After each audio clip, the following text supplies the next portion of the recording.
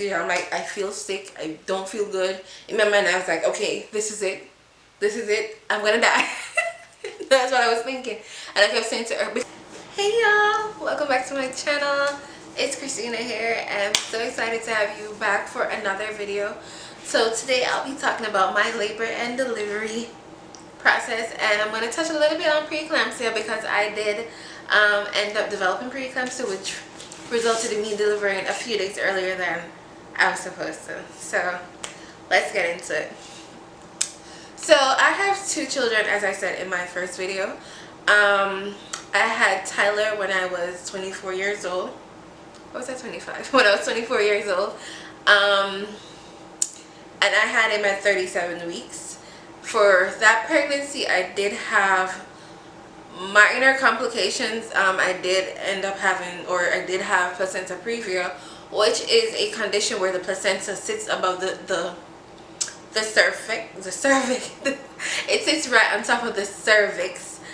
So that would prevent the baby from being able to pass through if you're going to have a vaginal delivery.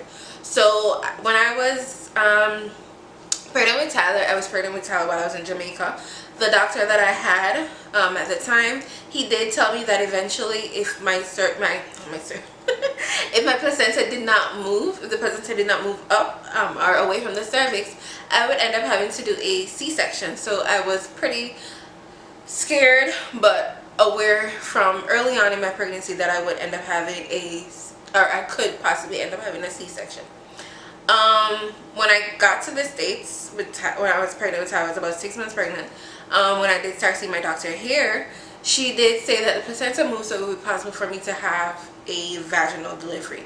So I was like, okay, cool. Another thing I'd have to be scared about, because to me, as much as I love being pregnant, labor and delivery, that process is still a little bit daunting and scary for me, even though I've already gone through having 2 kids. But whenever I was pregnant with both, that was something I would think about. So when I got here at about 6 months pregnant and I started seeing my doctor, she said my placenta had moved, so I would be able to give a birth vaginally. So I was like, okay, cool. Now I have to mentally prepare myself for that. Fast forward to 36 weeks pregnant. I was seeing my OB plus a perinatologist at the time, and because they had to monitor Tyler, mostly because my blood pressure was high. So when I was in Jamaica, my blood pressure, when I went to the doctor, was always high. And I said to him, I remember saying to him, or even my husband Andre was concerned, he's like, her blood pressure is a little bit high, should she be on medication? And he said, no, you don't need to be on medication. It will go down. Probably just anxious because you're here for the visit. And I was like, okay, well, it was always high whenever I went. But he said, you don't need medication. I'm like, okay, that's a little bit strange, but he's a doctor, so he knows what he's doing, right? So anyways, when I got to the States, my doctor was like, you weren't put on medication? And I was like, no. And she said, okay, well, because he didn't put you on medication and you're so far into your pregnancy, I'm going to just let it be as it is. And so I was seeing her plus a perinatologist because they were trying to monitor Tyler's development since they weren't watching him from before. And they did say that he was a little bit small for the age that he was. When I was 36 weeks pregnant and I went to my OB for my regular checkup, my weekly checkup, she said, no, your blood pressure is too high. It's too high and I don't trust it. So they ended up sending me down to triage on that day. And then I was like, I don't want to be here. I cried. I cried to myself after my husband left. And my mother and my sister did come up from Jamaica, and I was happy because I did have them at the hospital with me for that day. But then in the following morning they discharged me, and my doctor said, listen, we're delivering this baby on Friday. So you're going to come in Friday morning. We're going to deliver the baby. We're going to induce you. You'll be exactly 37 weeks. So your baby will be, what do you call it? Early term. So not full term, but early term. That means that you're not at the full term mark, but if the baby is born at that age, they have a high chance of surviving without being in the NICU. So I left, came back Friday morning, got induced, they broke my water, they did all of that. And I remember laying in the bed for a very long time just waiting for contractions to start. I guess they were starting because the nurses kept, when they came to check on me, they said, how's your pain? And I'm like, no, I'm not feeling anything. They're like, are you sure? Because you're having contractions. And I'm like, well, I'm not really feeling anything. So I remember they did come to me at one point and they said, do you want your epidural now? Because once the contractions go into overdrive and they start picking up and you're not able to keep still, we can't give it to you. So I said, okay, go ahead, give me the epidural. I remember getting the epidural. I remember it so vividly because I remember when she stuck the needle in my spine. I remember having a knee-jerk reaction, and I ended up, like, she didn't tell me everything, but I ended up having a knee-jerk reaction. I ended up moving, and she's like, oh, no, no, she has to pull the needle back out. Like, she probably just started. But she had to pull it back out. She said, you have to be calm. So Andre had to, like, physically hold me over like this because you have to kind of round your back so that they can get in between the spaces. So I remember her giving, I remember feeling pressure. I remember feeling all of that. And then again, the nurses came back, how you feeling the contractions? I'm like, no. I even fell asleep. No, I guess, you know, labor is very consuming, like energy consuming on the body. So it makes you, at least for me, both times I was sleepy. I remember doing, with my first pregnancy, I did fall asleep while in labor. And I was resting, and I remember one of the nurses came and she's like, oh no, you have to wake up, you need to call your husband, he needs to get back out of the hospital right now because your baby's in distress and we have to deliver him now, because his heart rate has dropped and we have been watching it and it's not going back up, so we need to deliver him now via C-section. And then everything after that for me was kind of a whirlwind because I kept thinking. I remember calling Andre and telling him when he got back to the hospital. I remember them wheeling me into the operating room.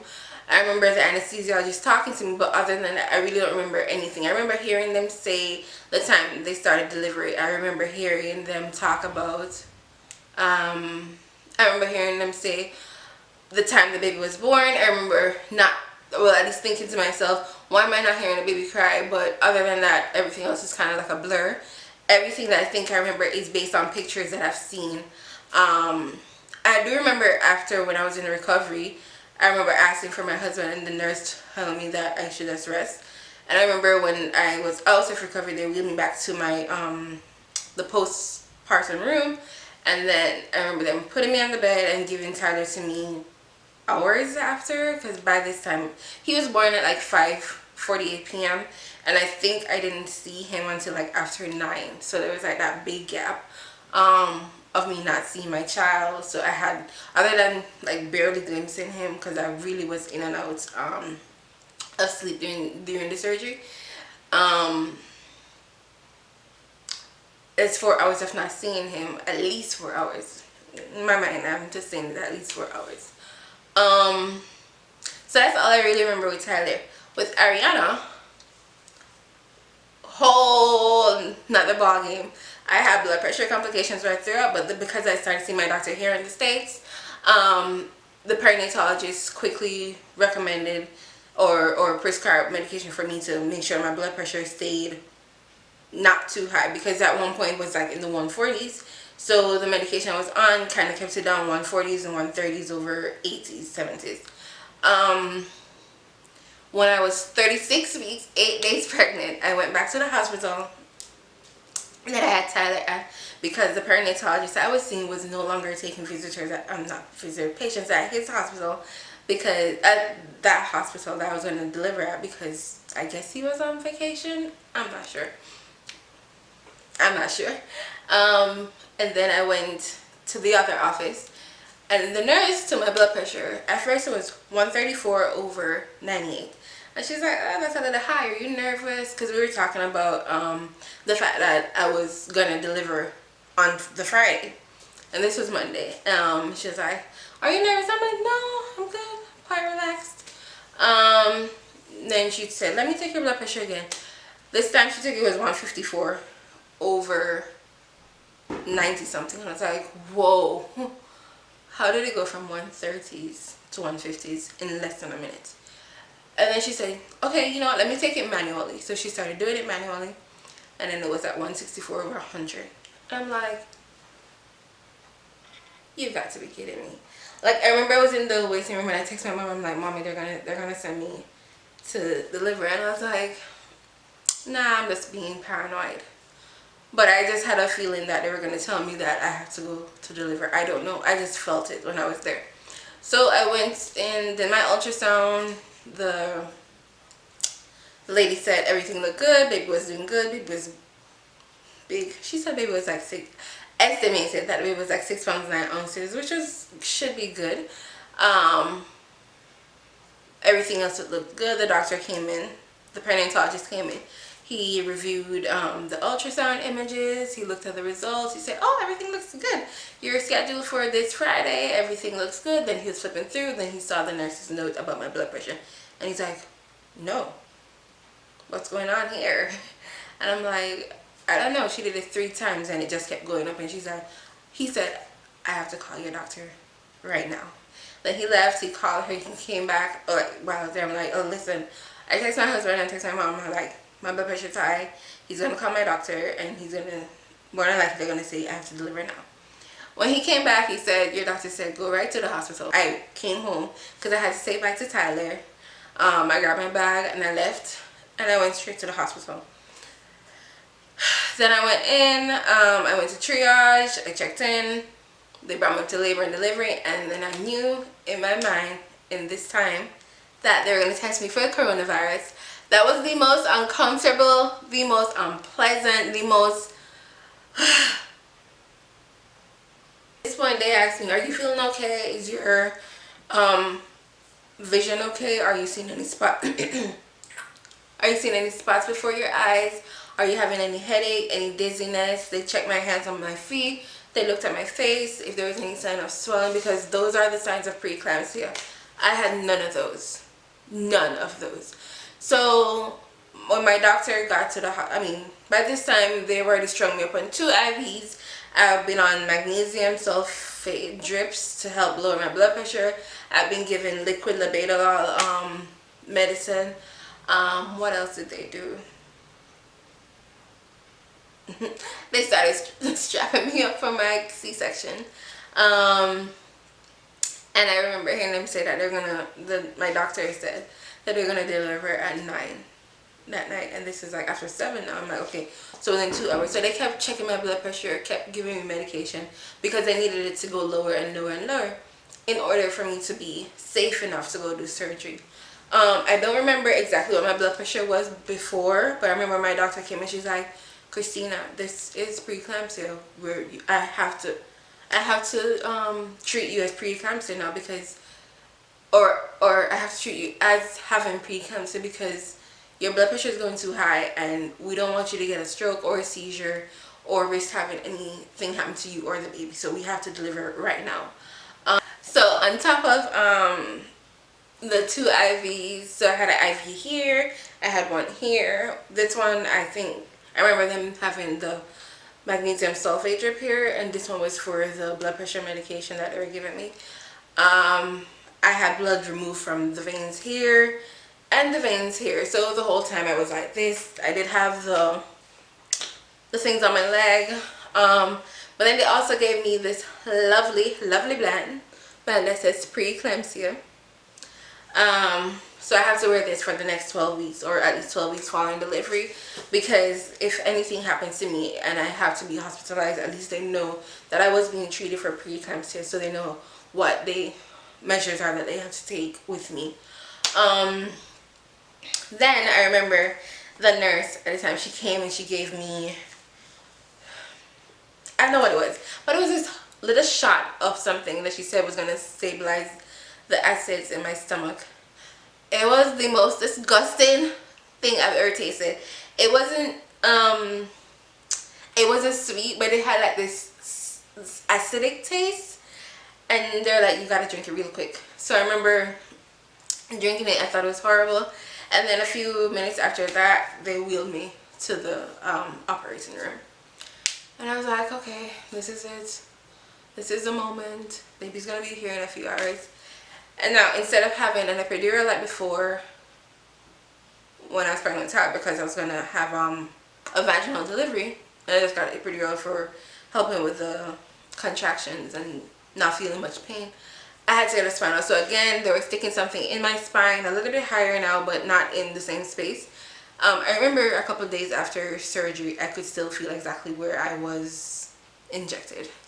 And I remember after they did it, like, she kept saying, round your back, and for some reason, I couldn't round my back. I couldn't round my back the right way. I couldn't round my back the right way.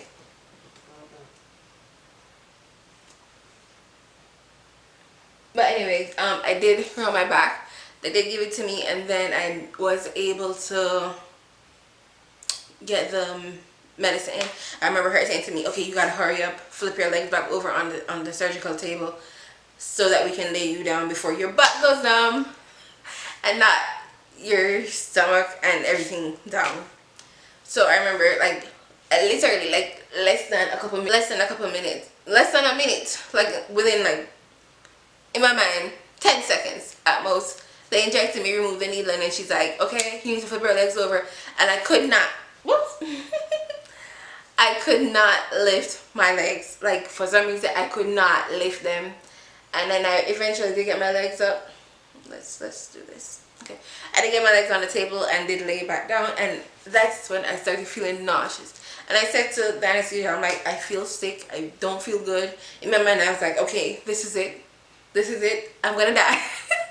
That's what I was thinking. And I kept saying to her, because I started feeling very woozy, and my doctor said, she's like, that's because your blood pressure is falling. Plus your legs are numb, so you already can't feel nothing. And then I was like, this don't feel good. So then I said to the anesthesiologist, like, I feel like I'm gonna throw up. And then this is right because I hadn't eaten anything in a long time other than the thing that they gave me, the little shot thing. And then so she gave me this suction tube, and she said, if you do feel like you're gonna throw up, turn your head to the side. This is while I'm on the table. She's like, turn your head to the side and just use the suction thing to suck it out if you're gonna throw up. And then that's exactly when I started feeling everything come up. So remember I said the thing tasted bad going down? It tasted bad coming back up. So I turned my head to the side and I took everything out. And it wasn't a lot, but it just felt horrible. Like, throwing up in general is horrible, but then throwing up that nasty tasting liquid, again, very horrible. So anyways, then I remember them, like, starting surgery. I could hear them. Didn't know what they were saying. Like, the first time in my delivery, I could hear what they were saying. This time I couldn't hear. I knew they were talking, but I couldn't hear. Like, it was like, I felt like I was having kind of like an out-of-body experience. And then I realized I could hear humming. I was like, what is that? And then I hear the anesthesia. She's like, she said something to me. She's like, are you okay? And I said, And she's like, what is that? What are you doing? Are you humming? And I said, And I just kept humming the whole time through surgery. And then I was like, I couldn't figure out what I was humming, like, consciously, but inside my spirit, I guess, I knew I was humming gospel music. I was humming praise and worship songs. I couldn't sing them out loud, so I was humming them. And then in hindsight now, like, thinking back on everything, I realized that because I was feeling fearful, my spirit inside that knows that God was with me was praising God and knowing that God was present with me in that room at that time, and nothing was going to happen to me, no harm was going to come to me, even though my blood pressure was high, even though I was doing surgery and there are so many complications that can happen during surgery. I knew that I was going to be taken care of, so I just kept humming. And I remember the anesthesiologist, I remember her laughing at me because she's like, she just keeps humming. And I remember turning my head to the side. I remember seeing the baby. I remember hearing her cry. I remember Andre over there. I remember him coming beside me. But again, most of the time my eyes were closed and I just kept humming to just feel confident that I was going to be taken care of by God. And then this time around, I remember when I went to the recovery, after they were done everything, again, I could not feel a thing. I remember even like when I could feel, I could sense, I won't say I could feel, I could sense my body moving. I could sense like the pushing, the tugging, but I couldn't feel anything. That's how strong the meds were. Um, and I remember after, when I was in recovery, the nurse came over and she asked me, she's like, do you want to nurse your baby? They brought her over. She latched immediately, and that was good. But again, when I went back to recovery, well, not even recovery, because they did return me back to the labor side of the birthing, the birth room, the birthplace, family birthplace, because I was still on the IV. Because remember, I said I was on 2 IVs. So I was there for another day, and then in the night after. So I had her on the 15th in the night. On the 16th in the night, that's when I was moved to labor and delivery. I mean, I was moved to the postpartum suite. And I remember my legs, like when I tried to get up off that bed, my legs, like I was like, oh, okay, all right, yeah, I can get up. And when I stood up, my legs wobbled for not having used them for over 24 hours. Because I've been in bed the whole time, them coming to check on me, see if everything was okay and all. But at the end of the day, even like in the morning, my blood pressure, when they were checking, it was like 105 over 60 something. So I was weak. My blood pressure was lowered because of the medication and because of the magnesium drip that I was on. But then the following day, on the 17th in the morning, my blood pressure was back in the 170. So it was scary. But I did get great advice from nurses while I was there. I'm still being treated by or remotely treated by my doctor.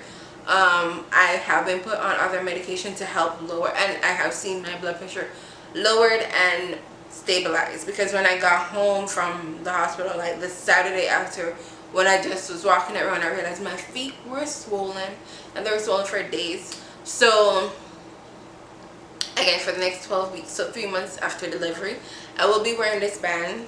I will have a article on pre-eclampsia link below in the description box to tell you about some of the signs, the complications, and the effects of pre-eclampsia. And guys, it is a very serious complication, and the fact that there are no, like, this earring don't want to work with me. The fact that there are very subtle signs for pre-eclampsia makes it even that more dangerous, even that more scary. So again, this earring really don't want to work with me. I want to implore you guys, if you know anyone who is pregnant, if you yourself are pregnant, make sure that you talk to your doctor, do as much research as you can. I'm not saying this to scare you, but just so that you know, I do.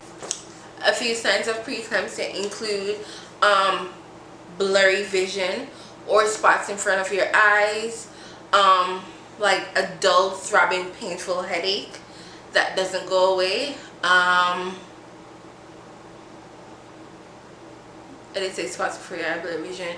You can have swelling, like abnormal swelling of your arms, your legs, your face. So if you notice, like, your face is, it's what the nurse told me at the perinatologist. If like you wake up one morning, you don't have regular pregnancy swelling, but like swelling that distorts your face, that's one sign. Extreme swelling of your legs, so not regular pregnancy swelling, but like extreme swelling. Those are a couple of signs that you can look out for. And again, elevated blood pressure, but that's not really something that you would just notice unless you're consciously checking your blood pressure on a regular or daily basis. So yeah, that's it. So again, I'm very thankful that my babies are both here. They're healthy. I'm still recovering, because as long as I wear this, I will consider the fact that I'm still in recovery. My blood pressures are normal now, but I still make sure that I'm watching exactly what I eat, and I'm making sure that I get as much rest as I can, given the fact that, you know, I just had a baby. I feel good, but you never know what's going on in your body unless you really pay attention to it. And that's what I'm trying my best to do, pay attention to my body to make sure that I'm feeling well, because I have to be here for my kids. So anyway, guys, thank you for watching.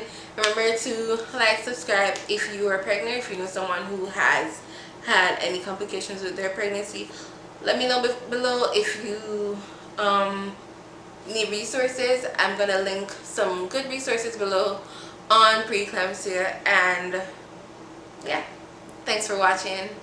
See you next time.